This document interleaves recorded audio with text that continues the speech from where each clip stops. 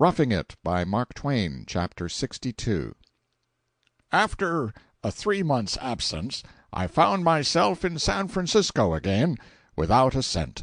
When my credit was about exhausted, for I had become too mean and lazy now to work on a morning paper, and there were no vacancies on the evening journals, I was created San Francisco correspondent of the Enterprise, and at the end of 5 months I was out of debt, but my interest in my work was gone.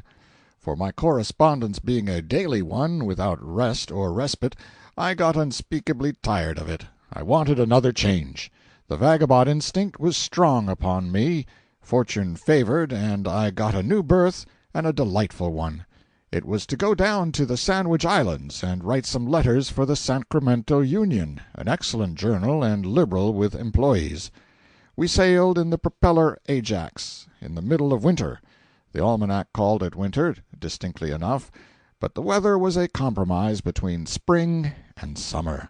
6 days out of port, it became summer altogether. We had some 30 passengers, among them a cheerful soul by the name of Williams, and 3 sea-worn old whale-ship captains going down to join their vessels. These latter played euchre in the smoking-room day and night, drank astonishing quantities of raw whiskey without being in the least affected by it, and were the happiest people I think I ever saw. And then there was the old Admiral, a retired whaleman. He was a roaring, terrific combination of wind and lightning and thunder, and earnest, whole-souled profanity. But nevertheless he was tender-hearted as a girl.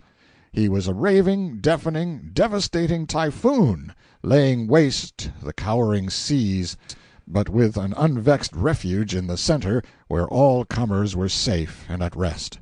Nobody could know the Admiral without liking him, and in a sudden and dire emergency I think no friend of his would know which to choose, to be cursed by him or prayed for by a less efficient person. His title of Admiral was more strictly official than any ever worn by a naval officer before or since, perhaps, for it was the voluntary offering of a whole nation, and came direct from the people themselves, without any intermediate red tape, the people of the Sandwich Islands. It was a title that came to him freighted with affection and honor, and appreciation of his unpretending merit; and in testimony of the genuineness of the title, it was publicly ordained that an exclusive flag should be devised for him, and used solely to welcome his coming and wave him Godspeed in his going. From that time forth, whenever his ship was signaled in the offing, or he catted his anchor and stood out to sea, that ensign streamed from the royal halyards on the Parliament House, and the nation lifted their hats to it with spontaneous accord. Yet he had never fired a gun or fought a battle in his life. When I knew him on board the Ajax he was 72 years old, and had plowed the salt water 61 of them. For 16 years he had gone in and out of the harbor of Honolulu in command of a whale-ship, and for 16 more had been captain of a San Francisco and Sandwich Island passenger packet, and had never had an accident or lost a vessel. The simple natives knew him for a friend who never failed them, and regarded him as children regard a father. It was a dangerous thing to oppress them when the roaring Admiral was around. 2 years before I knew the Admiral he had retired from the sea on a competence, and sworn a colossal 9-jointed oath that he would never go within smelling distance of the salt water again as long as he lived. And he had conscientiously kept it. That is to say, he considered he had kept it, and it would have been more than dangerous to suggest to him even in the gentlest way that making 11 long sea voyages as a passenger during the 2 years that had transpired since he "retired" was only keeping the general spirit of it and not the strict letter. The Admiral knew only one narrow line of conduct to pursue in any and all cases where there was a fight, and that was to shoulder his way straight in without an inquiry as to the rights or the merits of it, and take the part of the weaker side. And this was the reason why he was always sure to be present at the trial of any universally execrated criminal, to oppress and intimidate the jury with a vindictive pantomime of what he would do to them if he ever caught them out of the box. And this was why harried cats and outlawed dogs that knew him confidently took sanctuary under his chair in time of trouble. In the beginning he was the most frantic and bloodthirsty Union man that drew breath in the shadow of the flag. But the instant the Southerners began to go down before the sweep of the Northern armies, he ran up the Confederate colors, and from that time till the end was a rampant and inexorable secessionist. He hated intemperance with a more uncompromising animosity than any individual I have ever met, of either sex, and he was never tired of storming against it and beseeching friends and strangers alike to be wary and drink with moderation. And yet, if any creature had been guileless enough to intimate that his absorbing 9 gallons of straight whiskey during our voyage was any fraction short of rigid or inflexible abstemiousness, in that self-same moment the old man would have spun him to the uttermost parts of the earth in the whirlwind of his wrath. Mind, I am not saying his whiskey ever affected his head or his legs, for it did not, in even the slightest degree. He was a capacious container, but he did not hold enough for that. He took a level tumbler full of whiskey every morning before he put his clothes on, to sweeten his bilge water, he said. He took another after he got the most of his clothes on, to settle his mind and give him his bearings. He then shaved and put on a clean shirt, after which he recited the Lord's Prayer in a fervent thundering bass that shook the ship to her kelson and suspended all conversation in the main cabin. Then, at this stage, being invariably by the head or by the stern, or listed to port or starboard, he took one more to put him on an even keel, so that he would mind his hellum and not miss stays and go about every time he came up in the wind. And now his stateroom door swung open, and the sun of his benignant face beamed redly out upon men and women and children, and he roared his "Shipmates ahoy!" in a way that was calculated to wake the dead and precipitate the final resurrection, and forth he strode, a picture to look at and a presence to enforce attention. Stalwart and portly, not a gray hair, broad-brimmed slouch hat, semi-sailor toggery of blue navy flannel, roomy and ample, a stately expanse of shirt front and a liberal amount of black silk neckcloth tied with a sailor knot, large chain and imposing seals impending from his fob, awe-inspiring feat, and a hand like a hand of Providence, as his wailing brethren expressed it. Wristbands and sleeves pushed back halfway to the elbow, out of respect for the warm weather, and exposing hairy arms, gaudy with red and blue anchors, ships, and goddesses of liberty tattooed in India ink. But these details were only secondary matters. His face was the lodestone that chained the eye.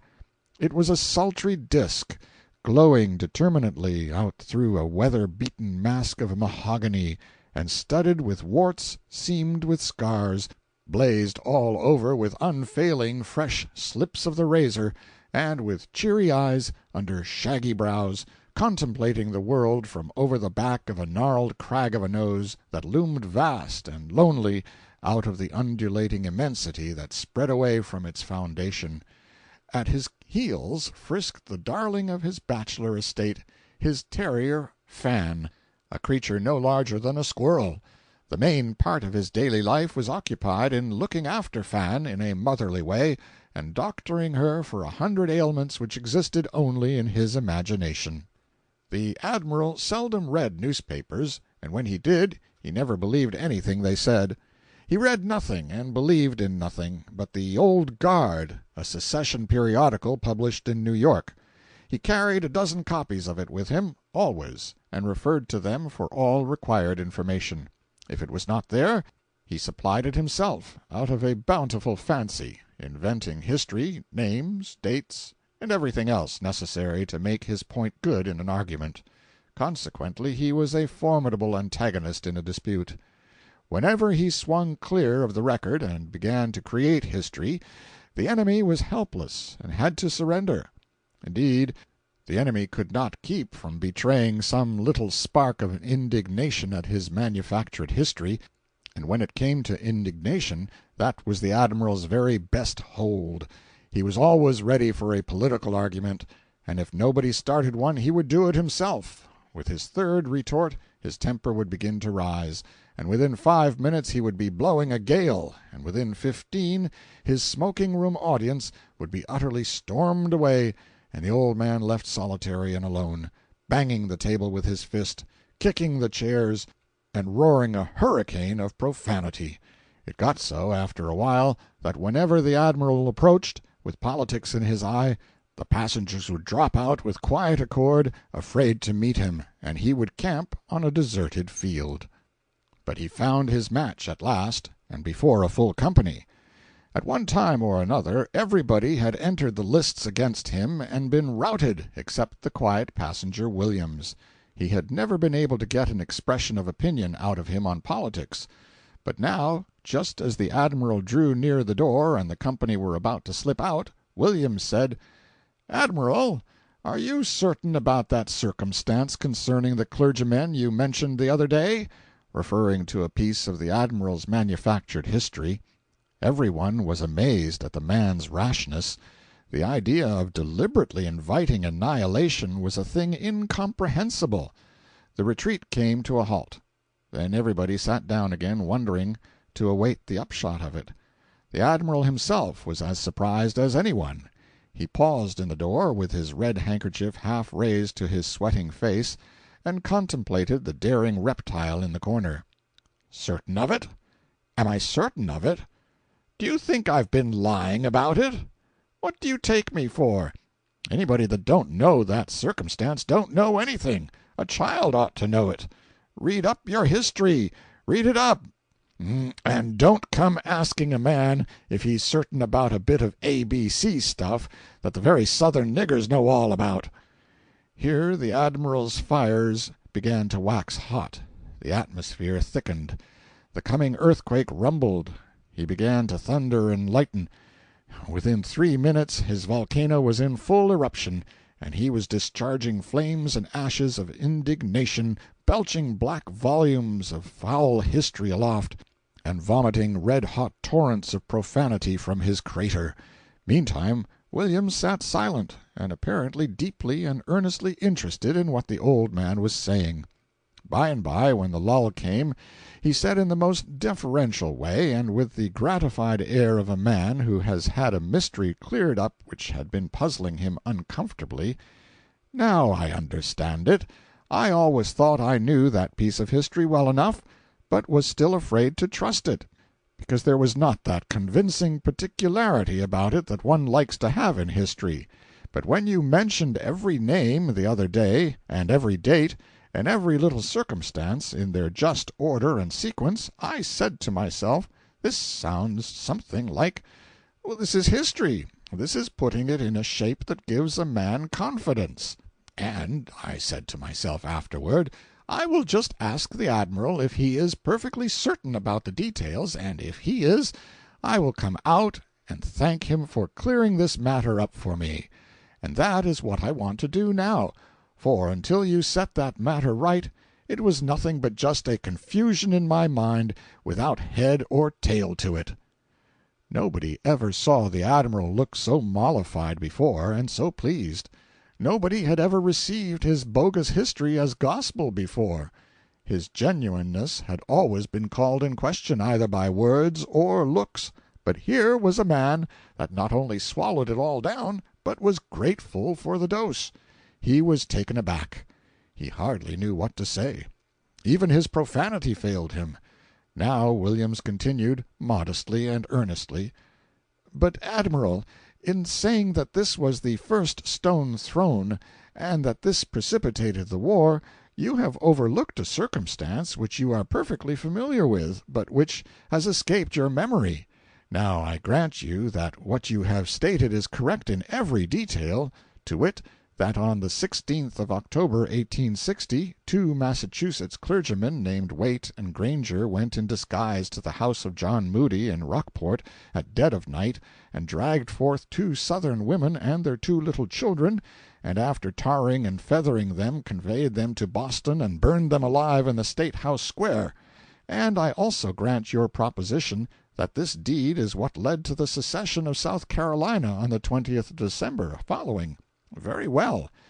Here the company were pleasantly surprised to hear Williams proceed to come back at the Admiral with his own invincible weapon, clean, pure, manufactured history without a word of truth in it. Very well, I say. But, Admiral, why overlook the Willis and Morgan case in South Carolina? You are too well informed a man not to know all about that circumstance. Your arguments and your conversations have shown you to be intimately conversant with every detail of this national quarrel.